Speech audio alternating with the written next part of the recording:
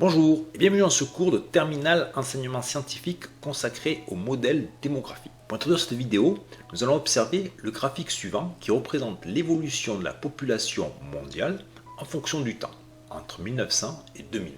Alors l'un des objectifs des démographes est d'essayer de prédire l'évolution de la population mondiale dans le futur. Cette vidéo sera l'occasion de comprendre comment on peut modéliser l'évolution du nombre d'habitants au cours du temps pour ensuite essayer de prédire le nombre d'habitants dans les années futures, c'est-à-dire dans 20 ans, 50 ans, 100 ans plus tard. Pour cela, on va d'abord voir ce qu'est le modèle linéaire, ensuite on verra le modèle exponentiel, et une fois qu'on aura vu ces deux modèles, on essaiera de comprendre comment on peut, à partir de ces modèles, faire une prédiction de la population mondiale dans les années futures. Commençons par le modèle linéaire. Donc sur le graphique, nous allons chercher une portion de la courbe où on va considérer que les points sont quasiment alignés. Donc vous voyez, c'est le cas sur la fin, entre 1975 et 2020, donc je vais le faire apparaître ici. Vous voyez, on peut considérer que les points bleus sont quasiment alignés. Donc pour mieux le constater, on va zoomer cette partie-là. Voilà ce que l'on obtient. Et donc je vais essayer de tracer une droite qui passe au plus près de ces points. Donc vous voyez, cette droite, on peut dire qu'elle recouvre tous les points. Donc on peut estimer visuellement qu'une droite représente l'évolution de ces points au cours du temps. À présent, reportons ces valeurs dans un tableau. Donc vous avez ici une colonne qui correspond au nombre d'années. Vous voyez qu'en fait on ne mesure pas chaque année le nombre d'habitants, mais tous les 5 ans. Et donc en face, vous avez une deuxième colonne qui représente le nombre d'habitants exprimé en milliards pour chaque année. Donc 1975 c'est 4,08 milliards d'habitants, 2020 7,80 milliards d'habitants. A priori, on l'a vu graphiquement, on a une augmentation linéaire du nombre d'habitants au cours du temps. Donc on va calculer une grandeur qui va nous permettre de confirmer ceci. Donc cette grandeur, c'est ce qu'on appelle la variation, donc c'est l'écart du nombre d'habitants entre deux années. Je vais faire apparaître ici la colonne correspondant à cette grandeur. Donc son nom, la variation ici. Et donc par exemple cette ligne, pour calculer 0,38, j'ai effectué l'opération suivante, 4,46 moins 4,08, d'où ce terme UN plus 1 moins UN. Et donc je répète l'opération pour chaque ligne, par exemple le 0,41 il est obtenu en effectuant l'opération 4,87 moins 4,46, etc., etc. Alors maintenant qu'on a obtenu ces valeurs, on va essayer de les analyser. Alors déjà on constate qu'elles ne sont pas toutes identiques, c'est vrai, mais il n'y a ni une augmentation ni une diminution nette de cette variation au cours du temps. On peut dire que juste elle fluctue autour d'une valeur moyenne que je peux calculer donc en faisant la somme des valeurs divisée par le nombre de valeurs et on obtient ici 0,41. Alors une fois qu'on est là, on va modéliser ce nombre d'habitants au cours du temps en utilisant non pas une fonction de variable continue mais une fonction de variable discontinue et on dit aussi de variable discrète. Puisqu'en fait, ici, on a donc 1, 2, 3, 4, 5, 6, 7, 8, 9, 10 valeurs, donc 10 variables discrètes correspondant aux années ici et au nombre d'habitants sur la planète ici. Donc l'outil mathématique va nous permettre de modéliser une fonction de valeur discrète, c'est ce qu'on appelle les suites en mathématiques. Et comme là, on a une variation constante entre deux termes, on va utiliser ce qu'on appelle la suite arithmétique. Alors, je vais vous donner deux définitions de la suite arithmétique.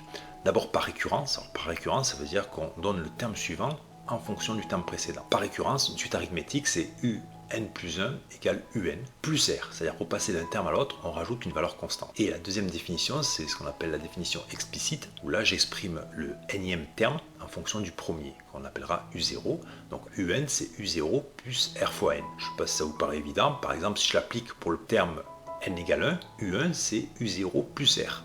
En fait on retrouve ce qui était marqué là. Et par exemple maintenant si je fais le deuxième terme, le troisième plutôt, donc U2, ça sera U0 plus R et plus R. Donc en fait on ajoute 2 fois R, donc c'est N, donc 2 fois R.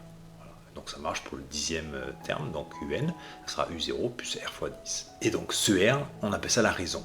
Donc maintenant on va appliquer donc ce modèle mathématique à notre cas. Donc regardez, d'abord, ce que je fais apparaître, c'est le nombre n. Dans une suite, n, c'est un nombre entier. Donc, il commence, le premier terme, c'est 0. C'est pour ça que la première valeur que l'on obtient ici, 1975, on lui affecte la valeur n0. La suivante, n égale 1, etc. jusqu'au 9e terme. Donc, on retrouve bien nos 10 termes de 0 à 9. Ensuite, donc, le U0 que l'on voit ici dans l'expression explicite de la suite arithmétique, c'est bien le premier terme. Donc, nous, ici, il vaudra 4,08. Notre raison, Alors vous l'avez bien compris, en fait, la raison, vous voyez, c'est la constante qu'on doit rajouter pour passer du terme suivant au terme précédent. Et donc, par définition, quand on l'a calculé ici, c'est la variation. Et je vais utiliser la variation moyenne, puisque vous voyez qu'elle n'était pas constante rigoureusement, mais qu'elle variait légèrement. Il y avait une fluctuation, donc on prend la valeur moyenne. Et donc, si on applique ces deux valeurs à l'expression qui est donnée ici, donc on obtient bien UN égale 4,08 plus 0,41 fois N. J'ai fait apparaître donc ici la modélisation que l'on vient d'obtenir, et on va juste faire une petite comparaison avec une deuxième méthode. Donc cette deuxième méthode, elle consiste à prendre la courbe précédente où on avait zoomé dans la partie où on considérait que les points étaient alignés, sauf qu'on a remplacé l'abscisse au lieu de mettre les années, on a mis la variable n de notre suite qui commence à n égale 0 et qui s'arrête à n égale 9. Et une fois que je suis là, j'ai utilisé l'outil d'Excel qui me permet de modéliser ces points. Et donc je le modélise par une fonction affine. Donc là vous voyez la droite qu'Excel a tracée. Et l'expression du modèle obtenu, c'est UN égale 4,06 plus 0,41 fois N. Donc si on compare les deux expressions, on voit que la raison obtenue où on avait pris nous la valeur moyenne de la variation, Excel en modélisant on retrouve la même valeur. Et la seule différence, c'est au niveau de l'origine. Donc vous voyez que nous là on avait pris la valeur initiale, c'est-à-dire le U0 qui était 4,08, tandis que lui, en cherchant l'équation du modèle, il a trouvé 4,06, donc c'est légèrement en dessous. Donc on peut dire que globalement les deux modèles correspondent. Passons au modèle exponentiel. Donc comme pour le modèle linéaire, nous allons essayer de repérer sur le graphique la portion justement qui correspond à une évolution exponentielle. Alors peut-être que le mot exponentiel n'est pas un terme que vous avez vu pour l'instant. C'est lorsque l'évolution n'est plus linéaire mais augmente de plus en plus au cours du temps ici. Donc on va le voir au fur et à mesure que ça correspond, mais voilà, on peut ici considérer qu'entre 1950 et 1990, on n'a pas une variation linéaire et on va considérer qu'elle est exponentielle et on va le vérifier. Alors zoomons cette partie-là du graphique sélectionné. Voilà ce qu'on obtient. Voici la fonction exponentielle qui passe à peu près par tous les points. On va mieux le comprendre, vous allez voir avec le tableau qui va suivre. Donc là, j'ai reporté les valeurs du nombre d'habitants au cours des années. Alors déjà, on va s'assurer par un calcul qu'on n'a pas justement une variation linéaire. Donc je vais calculer, comme on l'avait fait précédemment, la variation entre chaque valeur. Donc le 0,23, vous vous rappelez donc, le principe. Donc je fais 2,77 moins 2,54. Et donc je répète cette opération. Et là, on voit bien que vous voyez, la variation n'est pas constante. Et cette fois-ci, elle ne fluctue pas, mais elle augmente. Ce qu'on va faire maintenant, on va calculer ce qu'on appelle la variation relative. C'est-à-dire que je fais la variation et je divise par la valeur précédente UN. On fait ce calcul, donc ici concrètement pour obtenir 0,091, on fait l'opération suivante, 0,23 qui est le numérateur là, et on le divise par 2,54. Pour avoir 0,097, je fais 0,27 que je divise 2,17, etc. Et donc vous voyez que là, on peut considérer que cette variation relative est quasiment constante. Vous voyez qu'elle n'augmente pas, ni ne diminue franchement. Donc on peut dire qu'elle est quasiment constante, il y a une fluctuation autour d'une valeur moyenne. Donc je vais calculer cette valeur moyenne. Donc si je fais l'opération, la somme des variations relatives divisée par le nombre de valeurs que j'ai obtenues, et donc on obtient 0,097. Quand on a une variation relative comme celle-ci qui est constante, on dit que le nombre d'habitants augmente de manière exponentielle. Lorsqu'on avait une variation constante, on avait utilisé un modèle mathématique qui était la suite arithmétique, et là on va utiliser une suite mais qu'on appelle géométrique. Je vais la définir comme on l'avait fait pour la suite arithmétique, c'est-à-dire que par récurrence, c'est-à-dire d'un terme à l'autre, on n'additionne pas une valeur pour passer d'un terme à l'autre, mais on multiplie la valeur précédente par un terme constant pour obtenir la valeur suivante. Et si maintenant on fait une définition de manière explicite, en fait, ça revient à dire que UN, c'est U0 fois Q puissance N. Alors ça, c'est facile à comprendre. Hein. Regardez, pour le premier terme, donc U1, c'est bien U0 fois Q, parce que vous voyez, c'est défini ici, alors, parce que N vaut 0, donc là on a U0, U1, U1 égale U0 fois Q, donc ça marche ici, puisque N vaut 1. Maintenant, pour U2, en fait, qu'est-ce que je ferai? Je ferai U0 fois Q, là j'ai U1, et je remultiplie par Q pour avoir U2. Donc j'ai bien fait U0 fois Q carré, etc. U10, ça serait U0 fois Q puissance 10. Donc voilà l'expression explicite d'une suite géométrique. Comme pour la suite arithmétique, le terme Q, là, on avait noté R pour la suite arithmétique, est appelé la raison. Pour mieux comprendre, on va l'appliquer à notre cas. Je fais apparaître les n, comme pour la suite arithmétique. Donc la première valeur, j'y affecte n égale 0, la valeur suivante n égale 1, donc n étant un entier. Voilà, donc on obtient jusqu'à 9 valeurs, donc de 0 à 8. Maintenant, on va l'appliquer. Donc le premier terme, donc le U0 qu'on trouve là, sera bien, on considère que c'est la première valeur de notre date, donc 2,54 milliards. Alors maintenant, on va essayer de relier notre variation relative à notre Q. Alors Q, par définition, avec la définition par récurrence, on voit que c'est UN plus 1 sur UN. D'accord ? Et T, on l'avait défini ici, donc c'est UN plus 1 moins UN que divise UN. Et donc je peux dire que c'est UN plus 1 sur UN moins 1. Et comme UN plus 1 sur N c'est Q, donc ça fait Q moins 1. Donc ainsi je peux trouver l'expression de Q en isolant le Q dans cette relation-là, et donc c'est T plus 1. Donc ici, ça c'était mon T, donc 0,097 plus 1, donc c'est 1,097.